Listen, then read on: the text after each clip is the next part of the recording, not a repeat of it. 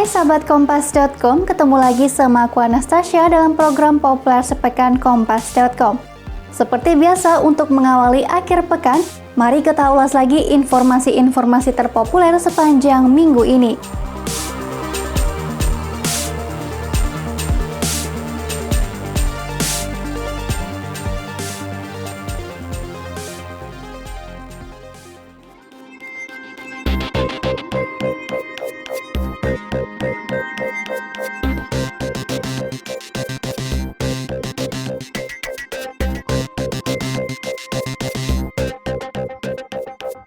Sorotan yang pertama, Bupati nonaktif Langkat yang terjaring OTT KPK terbit rencana perangin angin, menuai sorotan usai ditemukannya kerangkeng manusia di dalam rumahnya. Pada Maret 2021, terbit sempat mengaku bahwa kerangkeng tersebut sudah dijadikan tempat pembinaan bagi para pecandu narkoba sejak 10 tahun silam. Namun dari hasil penyelidikan, BNN menyatakan bahwa kerangkeng tersebut bukanlah tempat rehabilitasi narkoba lantaran tak memiliki izin resmi.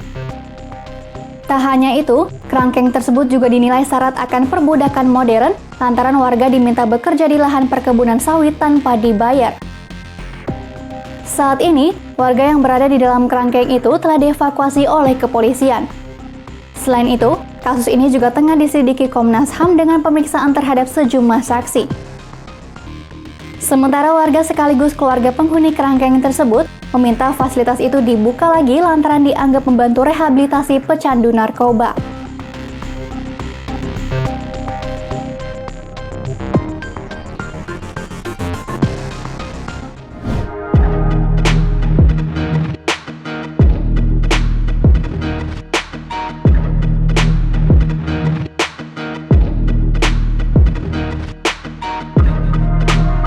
Kita beralih ke kabar berikutnya. 126 hari menjelang perhelatan Formula E Jakarta, penyelenggara belum berhasil melakukan lelang tender pembangunan sirkuit.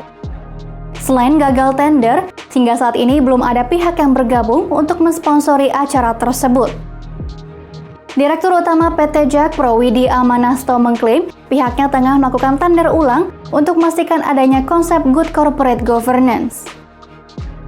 Sementara terkait permasalahan sponsor, Direktur Pengelolaan Aset Jakpro Gunung Kartiko mengatakan pihaknya sudah membuka sponsorship dan partnership.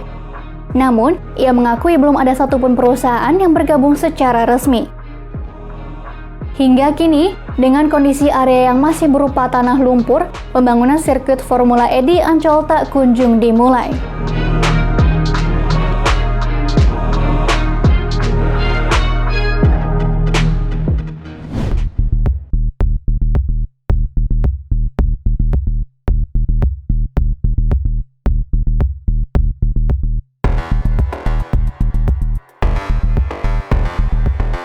Kabar lain yang menjadi sorotan publik yakni kisah warga kampung miliarder di Tuban yang sempat viral karena memborong mobil baru pada Februari 2021. Mereka mendadak miliarder setelah mendapatkan ganti untung karena lahan mereka dibeli untuk proyek pembangunan kilang minyak Pertamina. Namun kini beberapa warga mengaku menyesal menjual lahannya lantaran kini kesulitan mencari mata pencaharian. Buntut dari penyesalan itu, warga pun melakukan unjuk rasa dan menuntut Pertamina menepati janjinya dengan memberikan pekerjaan layak.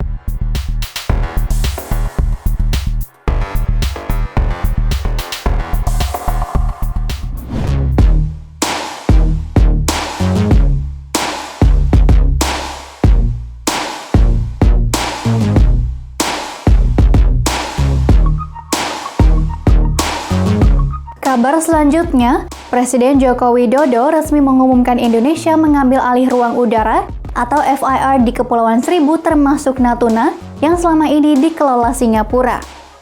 Meski begitu, Indonesia ternyata tidak sepenuhnya menguasai kendali atas ruang udara tersebut. Indonesia masih memberikan delegasi pelayanan jasa penerbangan pada ketinggian 0 hingga 37.000 kaki di atas Kepulauan Riau kepada otoritas penerbangan Singapura. Di sisi lain, Indonesia hanya mengendalikan ruang udara mulai 37.000 kaki ke atas di kawasan tersebut. Hal ini pun dinilai menjadi masalah lantaran lalu lintas penerbangan sipil jarang berada pada ketinggian di atas 37.000 kaki.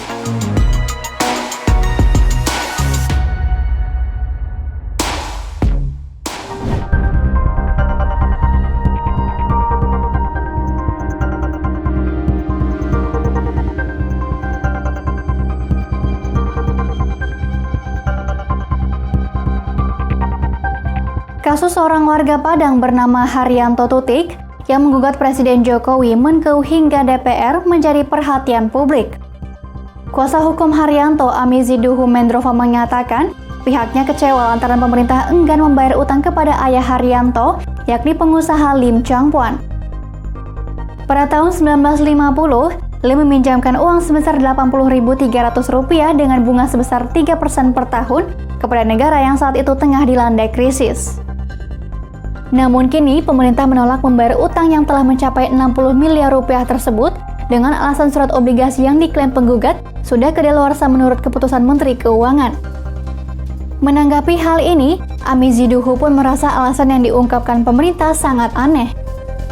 Menurutnya, keputusan Menteri Keuangan itu jelas melangkahi UU Nomor 24 Tahun 2002 yang menyebutkan program pinjaman dalam negeri dinyatakan tetap berlaku sampai surat jatuh tempo.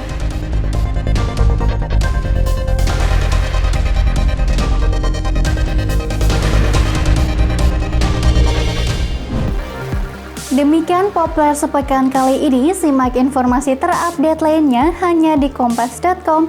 Jernih melihat dunia. Happy weekend!